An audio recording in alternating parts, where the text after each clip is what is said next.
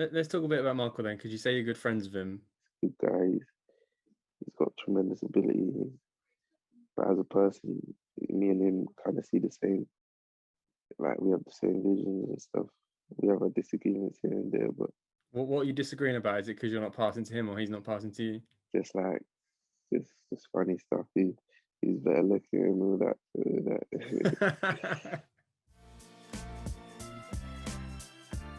Hello and welcome to episode 4 of Interview FC. Before we chat to today's guest, as you can see behind me, there is a signed Reading shirt from episode 1's guest Tom Holmes, and that is available for you to win. There are 2 ways to enter, and you can enter both if you want to. One of them is on Twitter, and you can see that at @AdamGoodwin__, or you can enter on YouTube, and all you have to do is subscribe to my channel, like this video, and when we get to opinion or celebration later in the video, when my guest is giving out his statements, all you have to do is comment below which of them you think is the lie. And now on to our guest. Today I am joined by Reading winger Thierry Nevers. How are you, buddy? Thanks, I'm good, thanks. How are you? Yeah, I'm good, mate. I wanted to talk about your name first, Thierry, because I think if a basketball player went and was called LeBron, there'd be the same pressure as you being called Thierry. Have you had that pressure? Has people been saying to you, like, you need to live up to that name? Have you had that? No pressure. Pressure is what you make it. It's just a name. Obviously, it did come from the man himself, Thierry.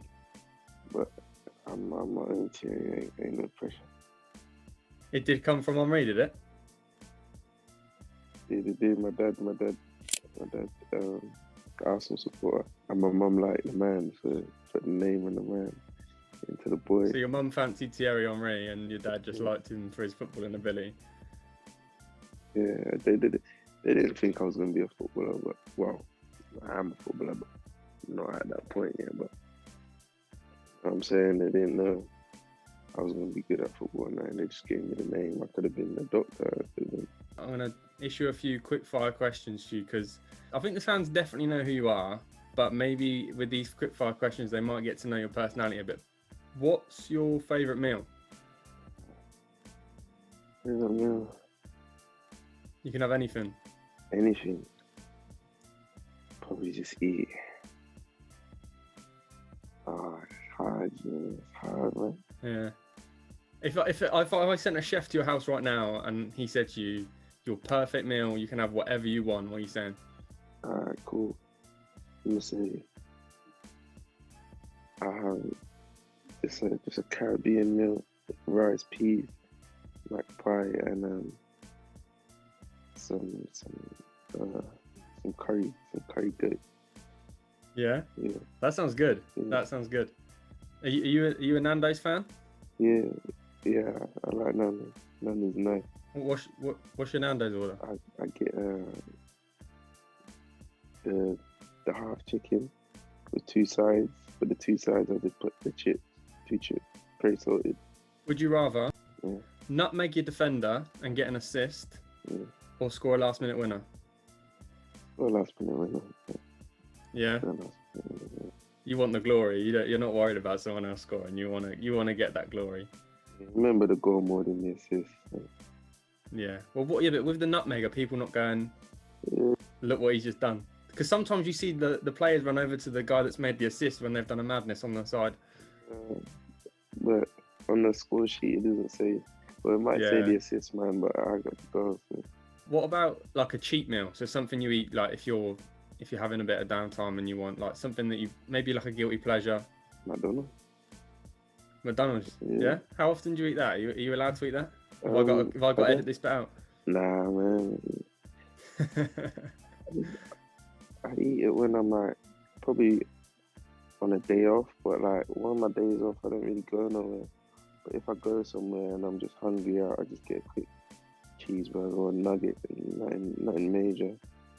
What about, this is for me mainly because I'm sitting around at the moment, I'm struggling for something to watch. What have you been watching on Netflix? You got any good recommendations? Nah, not Netflix, but if you haven't watched it before, the first couple seasons on iPlayer, it's called Snowfall. Oh no, what's that about? It's about drugs and about in like back in the day in South Central LA. It's like the drug games and stuff like that. BBC iPlayer. Oh, that's a good shout. I might have to give that a watch then. Yeah. Thierry Nevers' recommendation is Snowfall on BBC iPlayer. All right, I remember that. Yeah. Final one of these quick fire questions: Messi or Ronaldo? Ronaldo.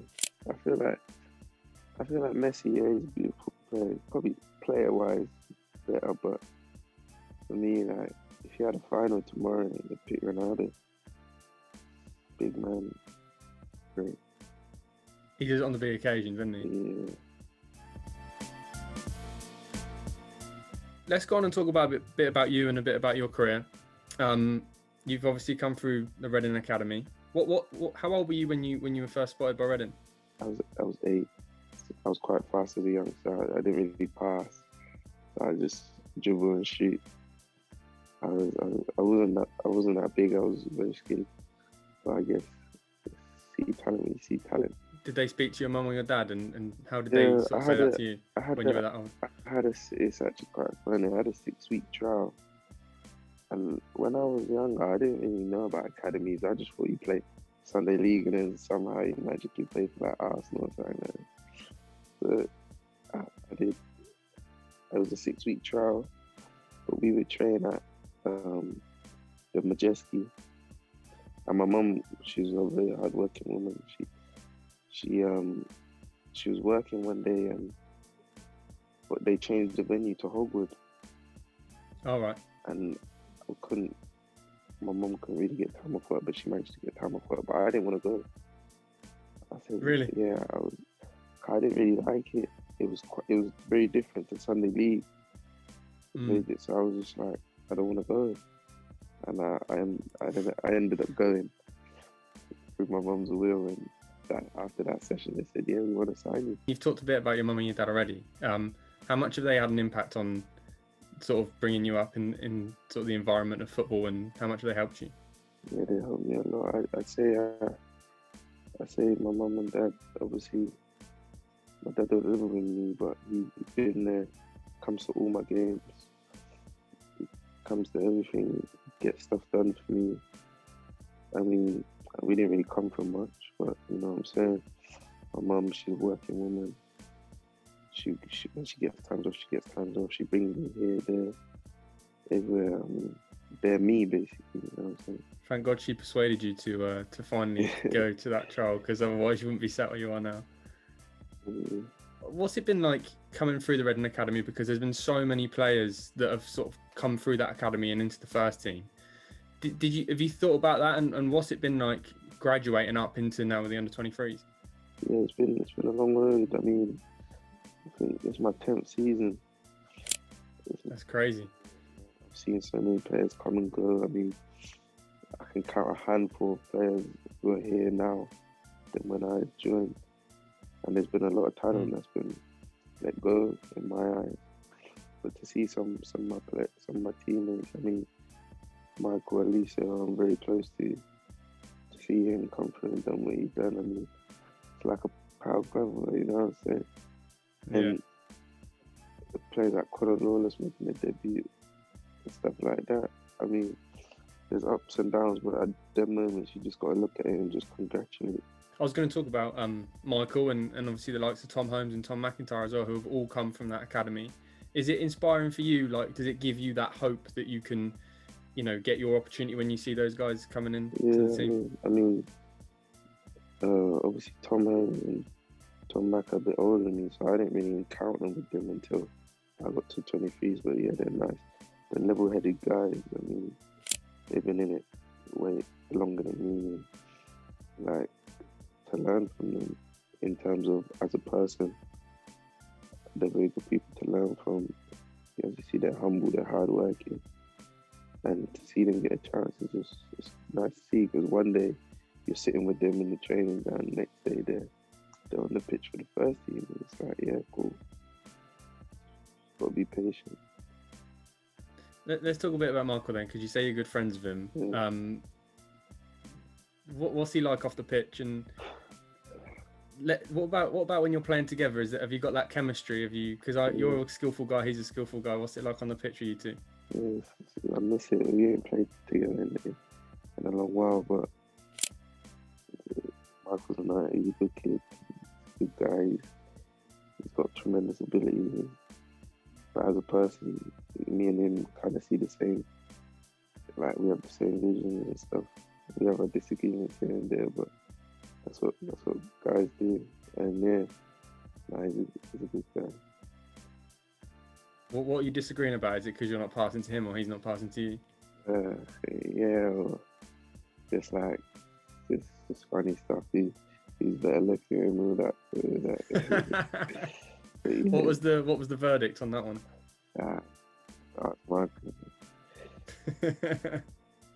He's a good kid. I remember when we was 18s and like we would train in the morning, and then after lunch, we'd have a long time waiting, and me and him would just go outside, not even allowed. Just go outside in the pitch, bring a couple balls, and just smash few kicks in, and yeah. But watching him playing alongside him, it's a blessing. Last season, 6 goals in 14 games in the Premier League 2. Was that your first real exposure, and did that make you feel like a footballer, if you know what I mean? Like playing regularly and... Yeah, so obviously the season before I was with the 18. I was still a scholar last year, so I was 17 when I had started playing with 23. I don't know, I was a bit oblivious to what I was actually doing. I just go on the pitch, you know. Shout out to Scott Marshall and Mehmet. They just guided me on the pitch, but feeling like a footballer, I just felt like I just had a job to do on the pitch, and I didn't realise, like, with things like Twitter and that, like I didn't have Twitter, stuff like that. I didn't realise like the exposure and stuff of the Premier League team and stuff like that. I was just playing. It was a good humbling experience to see where I'm at in football, and I sort of realised, yeah, maybe I'm as good as I think I am. You know what I'm saying? And then, unfortunately, halfway through the season, I had an injury, and I just was feeling out injuries, and then obviously COVID happened. But then last season, I said, in terms of growing and performance, was probably my best season I really. Your goal that went a little bit viral on social media, I don't know whether you were on Twitter then, but your goal against Swansea, which, I mean, I saw a lot of people talking about that goal. Talk to me about when you scored it and like the aftermath of people talking about it as well. 'Cause, I mean, it's an unreal goal.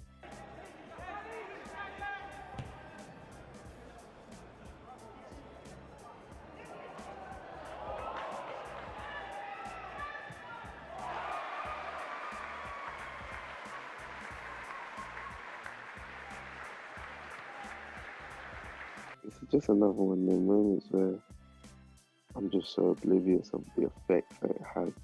Because there's a lot, I'd say, not to like be big-headed, but I'd say a lot of goals in my season before were like quite, you know, outside the box, top corners and stuff like that. And I did score a similar goal last year, but it wasn't without the touch in the air. So the touch in the air, it was like, I had one before and I missed the touch, and obviously Gabe, the second one, obviously Gabe looked at me and I put it in there, and the ball just coming over my head. I'm just looking at it. I was just like, let me just stick my foot out, stick my left foot out, and then stick my high knee, flicked it round. The player just improvised from there, and when I'm in the box, I only had one mind but to shoot. I just ripped my fullback, so let's go. Let's talk about your injury then, because you were out for a long time. What was it you actually did? I had two. So in January 2020, well, I'd say December 2019, my lateral meniscus in my left knee. So I had to get surgery. So I come back in like March, but then we had broken up for COVID. So all through COVID, I was actually fit, but in terms of competitive matches, I hadn't played since January. And so that happened. come back now in August. Now 2 weeks of training, and then I was training, and then I had done my right knee. I'd passed it in a way. Just felt it go, and I could hardly walk. I had to get put in a brace. And then I had to, now we're in August, and I've done my MCL in my right knee. And that wasn't supposed to be that long. That was in about, 8 weeks. But during my rehab, I kind of kept doing it again. So it ended up being 4 months, and that takes us basically to December. So in terms of competitive matches, it was like a year and a bit. I can't imagine what that was like for you, because especially like when you sort of had the hope that you were back and then it happened again. What was your mental state going through that? Because, you're still only a young lad. How did that make you feel? Because I imagine that was so tough. Yeah, it was tough. As I say, like, at the moment, if I look back at it now, and if obviously from the outside, it's easy to say that must have been so hard. But in the moment, I was just like, I'm injured, or I'm doing this and that every day. I just took every day in the stride. But then when I had done my MCL, that probably hit me a bit more, because I've already experienced my first long time injury with my left knee, and now I've done my right knee. That probably hit me more because I knew what was coming. Luckily, I didn't have surgery with that one. And then, but now, as you get injured, you just, for that long, all I could do was sit back and just watch, and did learn stuff. Obviously, I learned stuff. I'd created new habits and stuff like that. I grew. 3 goals in 8 starts back since your injury? Yeah. I mean, my personal standards probably should be better, but at the end of the day, all I can ask for is to be fit. All I can be thankful is that I'm able to play games again, because there's been a lot of fans that have been calling for you to sort of come into the first team over the last sort of 2 or 3 years, really. Do you pay much attention to that? Nah, in terms of, I appreciate that fans recognise me, like they're good people. I'm not famous, like I don't really get that. Like people that I don't know me. But in terms of like social media itself, I don't really like it, to be honest. Twitter, I could say I like, actually. Twitter, I could say I like, but in terms of social media itself, I think it has a bad effect on players and stuff like that. But touching on your point of fans calling for me to be in the first team, what I can say is my time will come. You know what I'm saying? Like, support the boys that are in the first team. When Thierry Nevers is wherever he is, and you can support him. I like that attitude. Have you spoke to the manager, Paunovic, much? Are you in regular contact with him? I've come across him. I spoke to him once. He's a nice guy. He's an energetic guy. Training pitching that he's enthusiastic. He brings energy. So he's a nice guy. But I haven't really sat down and spoke to him about anything, to be honest. I'm a 23 player. He's trying to push us to promotion. So we'll go into opinion or celebration, which is the game that we play every week. 2 truths, 1 lie. If I get one of the truths, unfortunately, you get to tweet a footballing opinion from my Twitter account. I mean, you're talking about how much you love Twitter, so I'm sure you can think of a tweet that you can tweet on my account. And then if I get the lie, however, your next goal, I get to pick your goal celebration. You ready? Yeah, I'm ready. I have 4 siblings. I drive a Golf. And I have a dog. I don't think this is allowed, but I'm going to ask you, what's your dog called? It's called Thierry Jr. Thierry Jr.? You've named your dog after yourself? Yeah. I think the dog one's real, because unless you've been quick thinking on your feet with a name, I think that might be real. You drive a Golf. I don't know whether it's too soon for you to be whipping out in an Audi or or a Benz or something like that. I don't know whether that might be to come. So I think that one might be true for now. And then if we speak again in a year or so, then I think you'll be driving something a little bit different. But I think it's just a goal for now. So I think that one's true. I think the lie is that you've got 4 siblings. Nah. It's the dog. I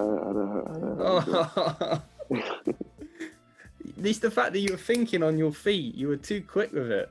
Yeah, that's what I did. Now you need to have a little bit of a think about what you want to tweet. The barbecue based pizza is the best pizza ever. Barbecue based pizza. It's the best pizza you can buy. How about I add at the end? Bearing in mind this is a football channel, I'll add in the end. It's the Cristiano Ronaldo of the pizzas. What barbecue based? Yeah, I'll put barbecue base is the best pizza you can buy. It's the Cristiano Ronaldo of all the pizzas. Yeah. Right, that's sent.